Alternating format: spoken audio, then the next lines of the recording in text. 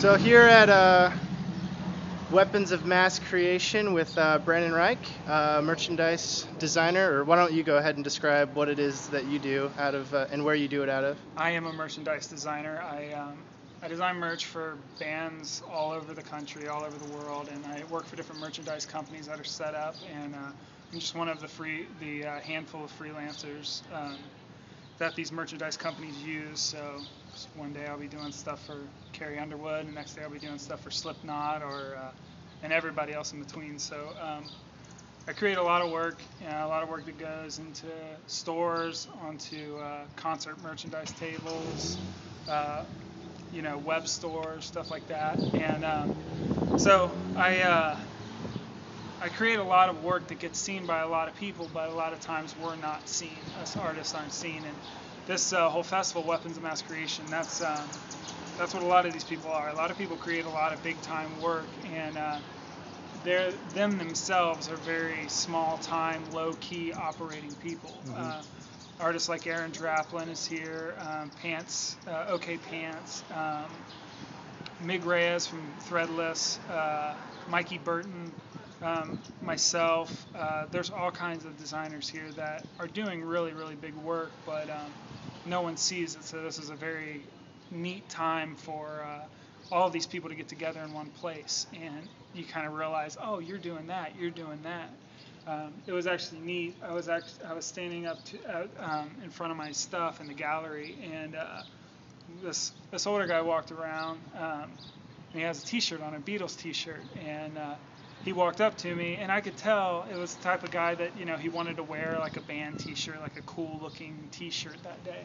So he's walking up, and I'm standing there in front of my stuff, and I said, "Sir, do you want to know a fun fact? I actually designed your T-shirt."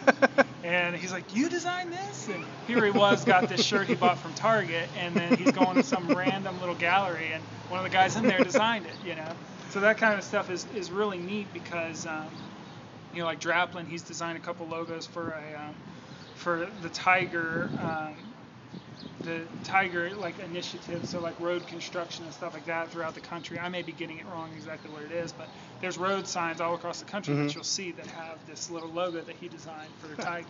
And it's just all this neat stuff that a lot of these guys who are just sitting in an office somewhere in front of a computer are creating and doing all this stuff and working on these big time projects, but ourselves, we're just kind of low key. We just keep it, everything seems kind of under the radar. The work isn't under the radar, right, but the people are definitely under the radar. The question was just, who are you excited about that's getting featured here that you want more people to see and talk about and hear about? Well, really, as a very political answer, everybody here people need to know about them. Everybody here is doing big time work, but we're not campaigning for ourselves. You know what I mean? Like, we're doing good stuff, but we don't feel the need to tell everybody our name and tell everybody who we are and all that stuff, because honestly, we got work to do. You know what I mean?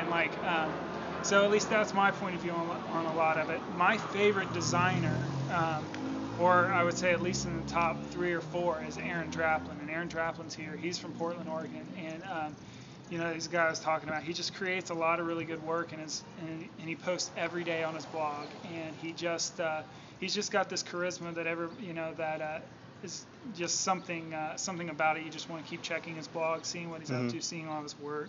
And Mikey Burton actually describes his work as Midwesterny. So I think there's a lot of great work that comes out of the Midwest. There's a blue collar, hard work vibe to something here, and I think we get that. And I don't think hold over from industrialism. Yeah, we don't do as much of the minimalistic.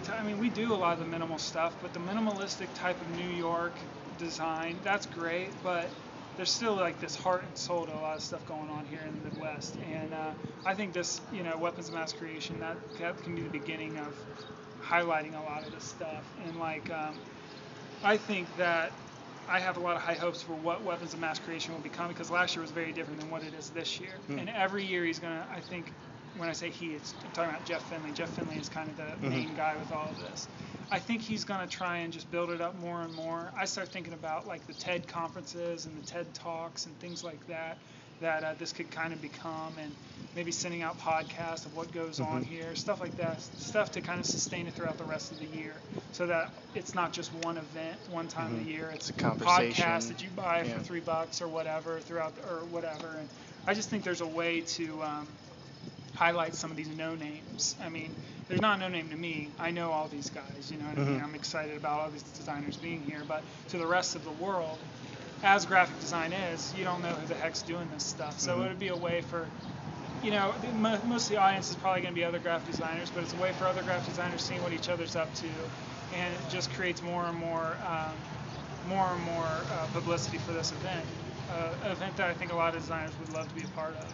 I mean, this is my second year doing it, and I love being a part of it. This is the only time of the year I do anything like this, because I'm not a schmoozer. I don't go to conferences and just talk myself up. I stay at home and I work it off, you know, so.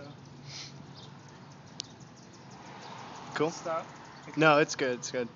So, all right, closing thought real quick. Is there anything else you want to talk about? If not, we already got a great ending point with your last comment. I would encourage people to, you know, the posters they see or the band T-shirts they see.